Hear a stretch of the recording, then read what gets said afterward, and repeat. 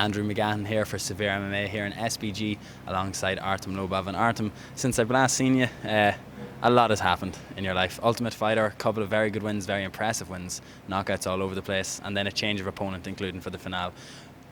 I know fighters talk about being in the house and the mentality issues and being away from everyone, but you who went in there, lost the fight and then was brought back. I just want to get your immediate thoughts on that. Did you think this is a sympathy thing? I know you touched on it in a few of the episodes.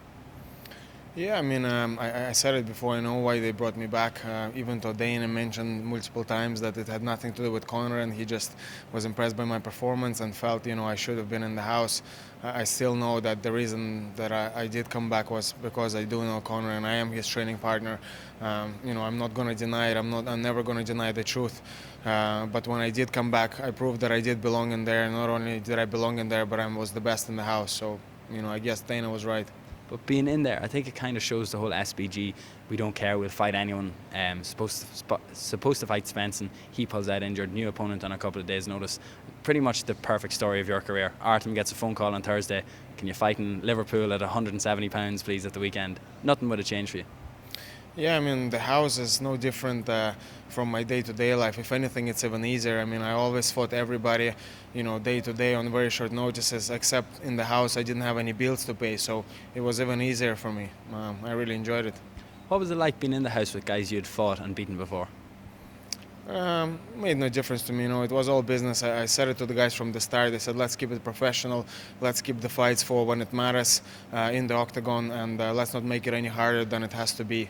People throughout the seasons of The Ultimate Fighter have said, oh, the editing made me look bad. I did a lot more cool stuff, but you seem to have been getting a great exposure. People are showing the funny side of you. They're keeping all of that stuff in.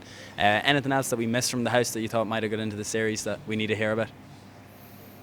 Or did they use your best bits? I mean, yeah, I guess they showed me in a good light, and I'm enjoying the show so far. That's what it's all about. It's about fights. I say keep the drama to the minimum and make the show about fights and about fighters. I mean, that's what it is. The Ultimate Fighter. It's not the Big Brother house. It's not Jersey Shore. It's the Ultimate Fighter house. And speaking of drama, obviously you thought we're going to see SBG versus SBG against Saul Rogers in the final. A guy who you were meant to fight many times in Europe as well, and it never came about. Then with the whole change, Ryan Hall slotting in. For you, explain that. Maybe you're finally going to get your hands on Saul Rogers, maybe SBG versus SBG. What are we going to do? I was really looking forward to that fight. Obviously, I've been chasing that rematch for a very long time, and I had to settle and say, okay, it's not going to happen when Saul joined SBG. And this, in fact, was the only way I was ever going to get that rematch. So I was really looking forward to it. So I really hope we can still do it sometime down the line. I can hope that whatever issues Saul has, injuries or whatnot, he gets them sorted and we get that fight on. Then Ryan Hall steps in, he's going to be fighting you. What happens here now? He was here training in SBG. Did you know at the time, had this been announced after the filming? I know you came back and you were training here anyway. When Ryan was here, I didn't really know that I was going to fight him. I was still supposed to fight Saul at the time. He's a very nice guy. I couldn't even say a bad word about him. Very nice guy. He showed me a lot of things on the floor. I showed him some things in the stand-up.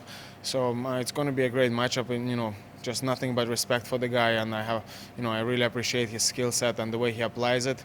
It's a difficult fight for me, I must say, because as you know, I've never tapped in a fight, and I never plan on doing that. But if you don't tap against Ryan, you might not ever be able to walk. So if this might be my last fight, so if it is going to be my last fight, let's make it a good one. That's one thing I was going to say. Trained here, he showed you some things on the ground, you showed him some things on the ground, or on the feet. Do you think that's going to affect the fight at all, that you've seen a bit of his game? Like his go-to moves you've now experienced in training? I'm sure he's got a lot of tricks up his sleeve, and a few training sessions here isn't going to change much. So I know he's going to bring his skill set, and I'm going to bring the Russian hammer with me. So let's see how long he can last. Not wanting to make a bad joke here, Anthony, but Peter Queeley's here somewhere, and that was where the whole Russian hammer nickname came from. You said his girlfriend gave you that nickname. Exactly. You're after making a joke about lasting long as well here, Artem. You're lowering the tone big time. Hey, I don't know about the nickname. Like I said, you have to ask his girlfriend what the story is there. I don't know. Okay, well then let's look past that. Can I just say this? Yeah. He's all dressed up nicely here, but this motherfucker ain't wearing no shoes. Yeah. No shoes on the mats. All right, I give you this one. Yeah, that's an excuse there. The reason I left them so up you there. couldn't afford them. I can't. I got them for free. But my shoes that I actually have on me are tattered pieces of crap. My mum said, you better not be wearing them up there or you're going to get the piss taken out of you in the interview.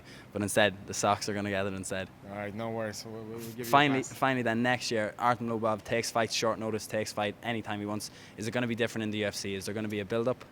No way. Look, I mean, anyone, anytime, any place. That has been my philosophy from my first fight and will stay that way till my last. Unreal. Artem, best of luck in the final. Thank you very much. You.